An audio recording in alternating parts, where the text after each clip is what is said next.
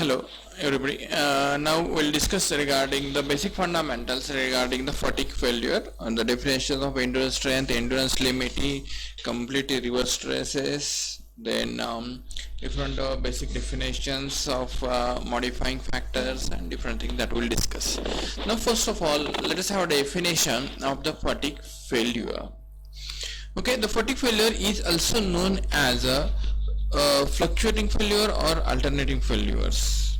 Okay, now the loads which will vary in magnitude and or direction with respect to time is known as fatigue oblique fluctuating or alternating type of load, and the stresses induced due to these loads is called as the fluctuating stresses.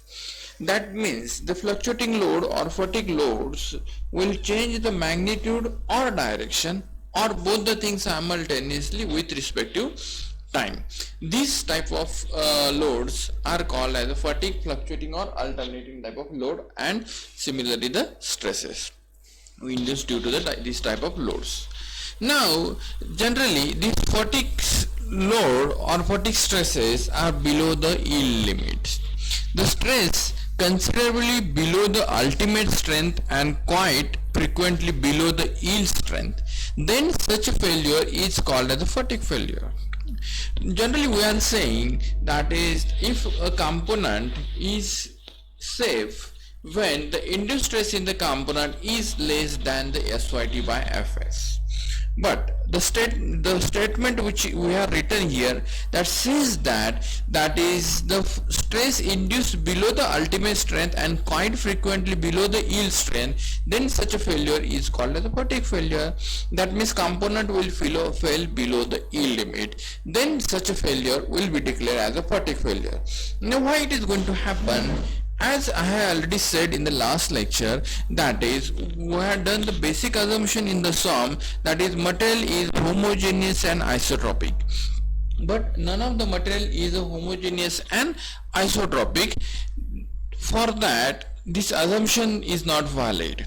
Therefore this will create a problem in case of a fluctuating loads irrespective of the material type. Therefore we should take consider the proper factors while designing for the fatigue failure. Now the fatigue failure begins at the crack or the discontinuity or the change of shape. Once the crack is initiated, the stress concentration effect become more severe and severe, and nobody can stop the propagation of that. Now therefore we have to avoid the propagation of crack. Now why the cracks are being developed in the component? Due to the uneven type of stresses. Now whenever the material is in a normal condition, the stress lines are equally distributed and it will carry the equal amount of energy.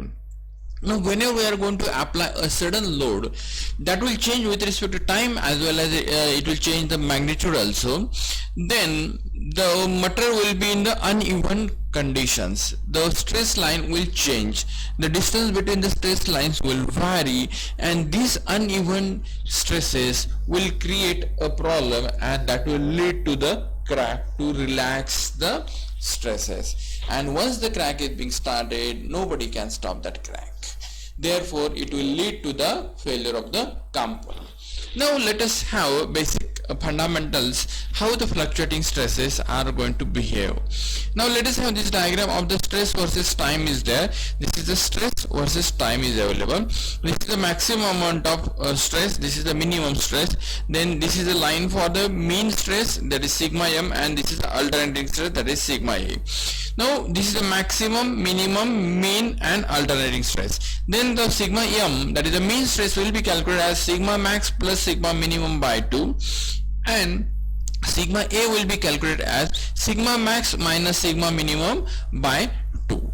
Now this is the basic diagram for the fluctuating type of stress. Therefore sigma m is equal to sigma max plus sigma minimum by 2, and sigma max minus sigma minimum by 2 will be equal to sigma a, that is nothing but your alternating stresses. Now second one is the repeated stress. Now what is going to happen in repeated stress? If you have seen this diagram, if here sigma minimum is 0, if sigma minimum will be 0, then that will become equal to the repeated stress. if sigma minimum is equal to 0, then sigma m will be equal to the sigma max plus 0 by 2, that means sigma max by 2, and sigma a will be equal to the sigma max minus 0 divided by 2, that is sigma max by 2. Therefore, if sigma minimum is equal to 0, then sigma m is equal to sigma a will be equal to the sigma max by 2. Then that is the case of repeated type of stress. Then second case is that completely reverse stress, where sigma minimum is equal to the minus times of sigma max.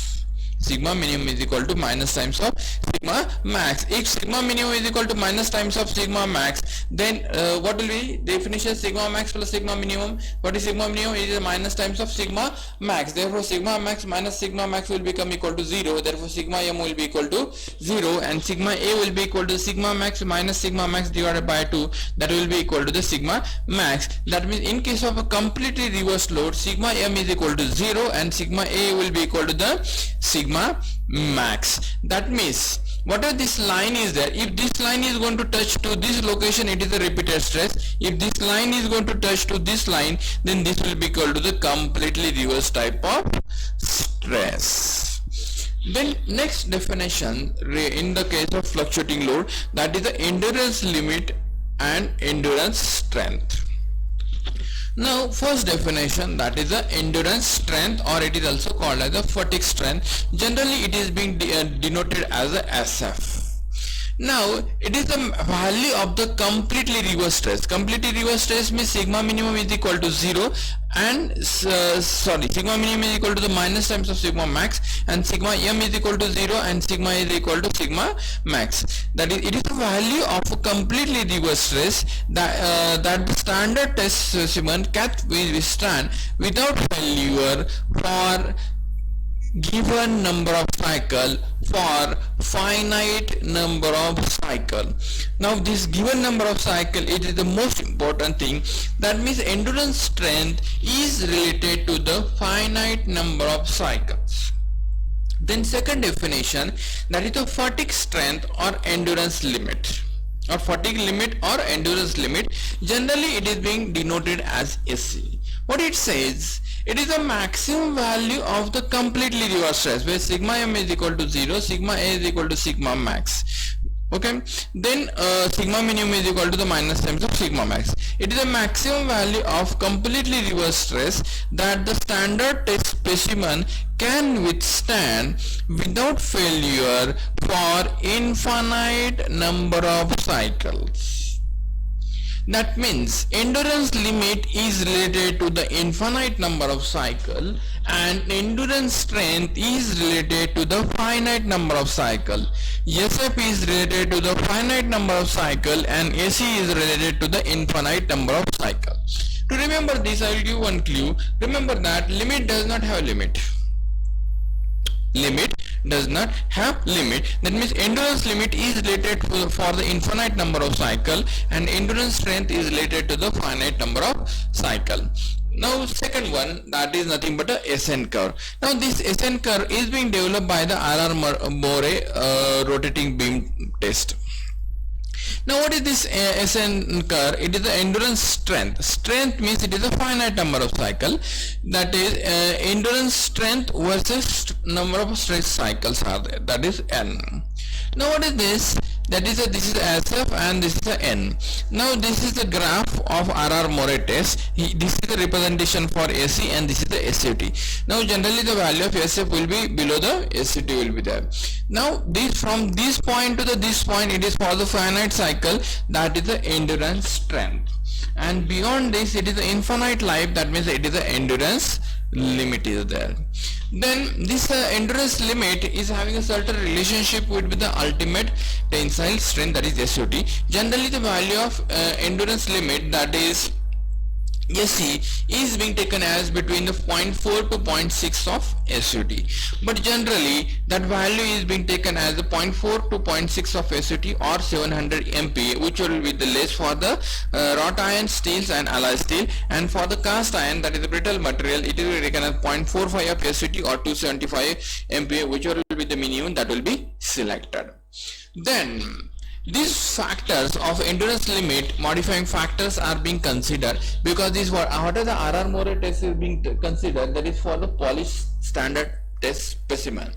Therefore, to consider the practical conditions, some modifying factors are being included, and these are called as the endurance limit modifying factor, that will be defined by the using equation SE will be equal to the K into KB into KC into KD into KE into KG into SE theoretical, where SE is nothing but a endurance limit and SE theoretical, that is nothing but a endurance limit for the standard test specimen. First of all, Ka, it is the surface finish factor. Ka is surface finish factor, that is being evaluated as A into SUT raised to B. A into SUT raised to B, where A and B are the constant factors based on the surface finish methods. That will be depending on the type of surface finishing method. This factor A and B will be there. That will be readily provided in the examination, or you can select from the table, but generally it will be given in the examinations. Then next one is a size factor, that is KB. What is this KB? That is KB is equal to 1.2587 into D raised to minus 0.1337. Now this is dependent on the diameter D. If the diameter D will increase, then this is a raised to negative is there, therefore KB will decrease. That means if the size of the component will increase, then the size factor will decrease, then correspondingly endurance limit will decrease. Endurance limit will decrease. Then next one is a load factor. Load factor, okay, that is, it is being taken for axial loading, it is being taken as a 0.9233, axial loading and bending loading, it is being taken as a 1. Then next one is the temperature factor. If you have observed, this is being already given in the standard data book, that is depending on the temperature. If you observe, with the increasing temperature, this factor will endurance limit will decrease with increasing the temperature. Now completely let us see what are the different factors are there. That is, the endurance limit will be equal to the Ka, Kb, Kc, Kd, Ke, Kg and Ac theoretical, where Ka is the surface finish factor will be taken by using this formula. Kb is the size factor, load factor, temperature factor, modifying factor and reliability factor, and SE theoretically. SE theoretical 0.4 to 0.6 of SUT. Now this modifying factor will be calculated for the stress concentration, that is Ke will be equal to the 1 by Kf, that is the fatigue stress concentration factor. Now this fatigue stress concentration factor were evaluated, that is a Q into Kt minus 1 plus 1. Okay, then reliability factor is being selected from the standard table. Then next one is the endurance limit in shear will be calculated as by using a maximum shear stress theory, that will be taken as 0.5 of AC, and by using maximum distortion energy theory will be taken as 0.577 of SC. This is entirely regarding the endurance limit, endurance length, endurance limit modifying factors. Thank you.